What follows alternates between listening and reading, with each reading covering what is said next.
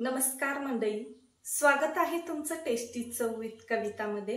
तर आज आपण बनवणार आहोत थोडीशी वेगळी पण खूप झटपट होणारी अशी रेसिपी, गव्हाच्या व तांदळाच्या पिठाचे मोदक। विशेष म्हणजे हे मोदक आपण उकड न काढता बनवणार आहोत। तर चला रेसिपीला सुरुवात करूया।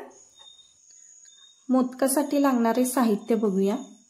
1 कप गव्हाचे पीठ, अर्धा कप तांदळाचे पीठ, गूळ 3 पाव कप, वेलची पूड, खसखस 1 चमचा, 2 चमचा तूप आणि 1 कप किसलेला ओला नारळ घ्यायचा आहे।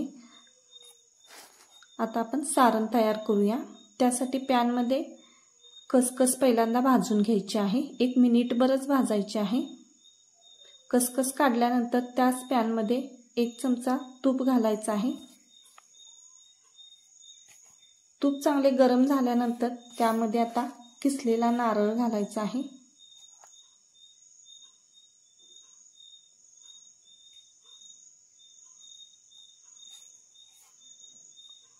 आणि त्यामध्येच आता गूळही घालून घ्यायचा।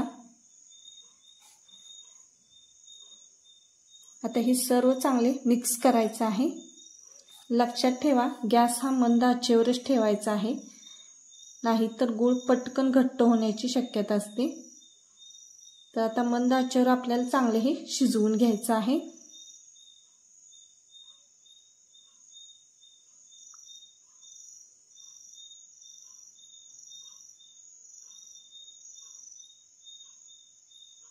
गूळ चांगला विरघळलेला आहे।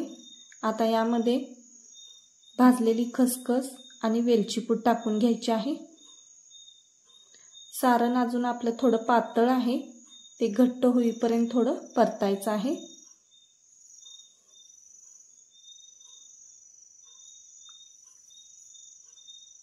आता सारण घट्ट झालेलं आहे, तर आता गॅस बंद करून घ्यायचा आणि थंड होण्यासाठी एका प्लेटमध्ये काढायचं आहे। तर हे बघा, आपलं सारण तयार आहे। आता ते थंड होऊ द्या, तोपर्यंत आपण पीठ मळून घेऊ।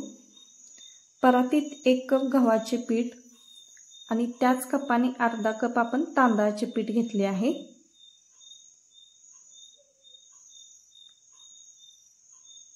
आता हे सर्व मिक्स करून घ्यायचं आहे आणि त्यामध्ये चिमूटभर आपल्याला मीठ टाकायचं आहे फक्त। आणि यामध्ये 1 चमचा तूप घालून घ्यायचं आहे। आता सर्व ते हाताने चांगले मिक्स करायचे।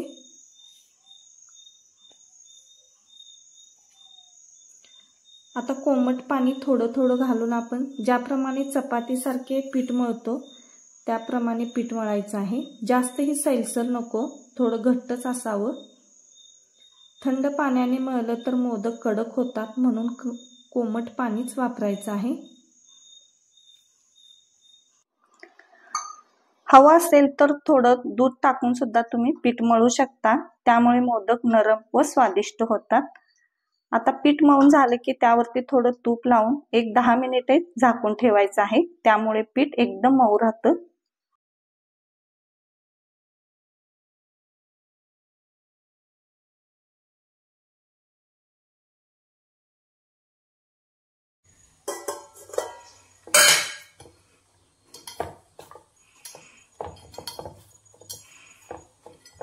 तर आता आपण याचे छोटे छोटे गोळे करून घेऊया, या मापाचे।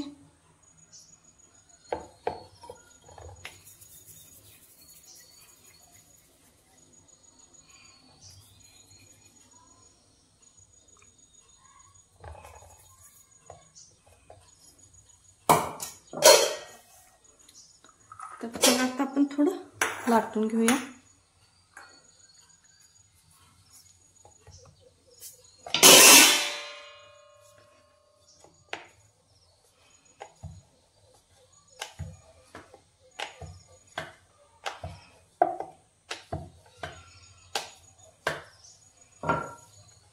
तर बघा, असं लाटून घ्यायचं आहे आपल्याला आणि यामध्ये आता आपल्याला सारण घालायचं आहे।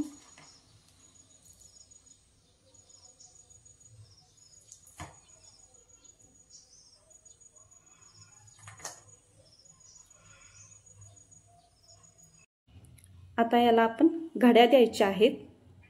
बघा बरं, आपण साडी नेसताना जशा एकावर एक प्लेटा करतो ना, अगदी तसंच इथे करायचं।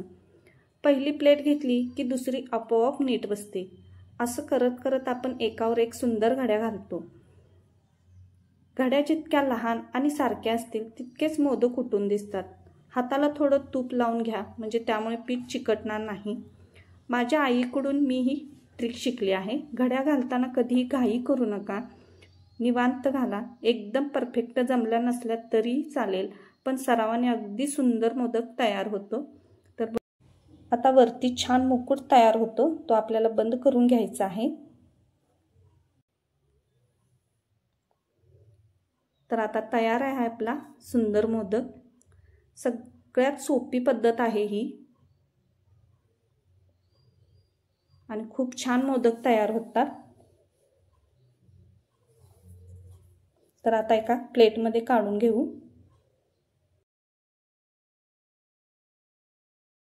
तर या पद्धतीनेच मी अजून एक तुम्हाला तयार करून दाखवते।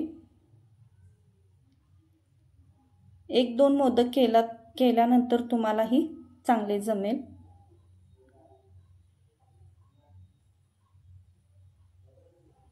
तर यामध्ये सारण घालून घेऊ।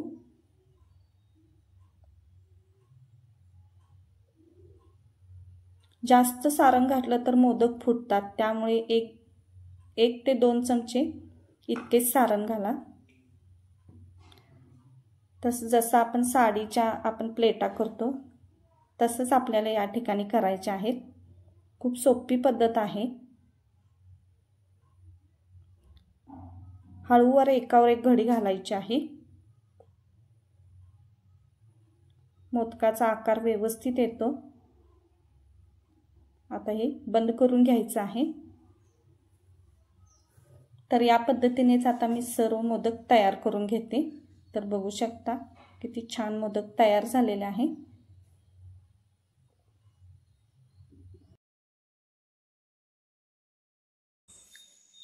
तर या चाळणीला आपण पहिल्यांदा तूप लावून घ्यायचं आहे। पाणी मी गरम करायला ठेवलं आहे मोदकाच्या पात्रामध्ये। तर आता सर्व मोदक आपल्याला यामध्ये ठेवून घ्यायचे आहेत।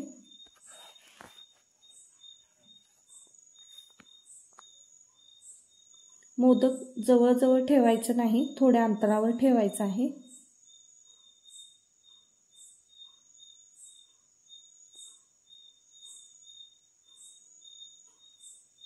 तर आता आपण मोदक पात्रामध्ये ठेवून घेऊ। पाणी चांगले उकळलेले आहे। आता झाकण लावून आपल्याला 10 ते 12 मिनिटे चांगले वाफवायचे आहेत। आता 12 मिनिटांनंतर तुम्ही बघू शकता आपले मोदक चांगले शिजलेले आहेत।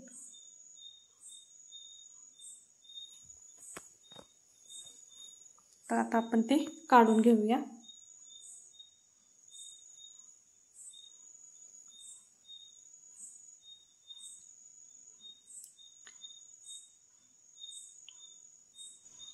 तर बघू शकता अजिबात आपले मोदक फुटले नाहीत किंवा तुटले नाहीत। तर वाफवल्यानंतर मोदकाचा मस्त गोडसर सुगंध सर्व घरभर पसरतो आणि सुगंध खूप छान घरामध्ये येतो। तर असे बनले आपले गव्हाचे आणि तांदळाच्या पिठाचे मोदक।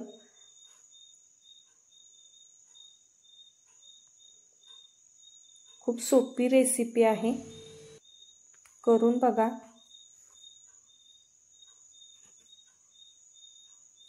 एक मोदक मी कापून दाखवते, त्यावरती थोडंसं तूप सोडल्यावर तर अजून अप्रतिम असे लागते। तर तुम्ही एकदा नक्की करून बघा आणि आवडल्यास व्हिडिओला लाईक करा। भेटूया पुढच्या रेसिपीमध्ये। तोपर्यंत धन्यवाद।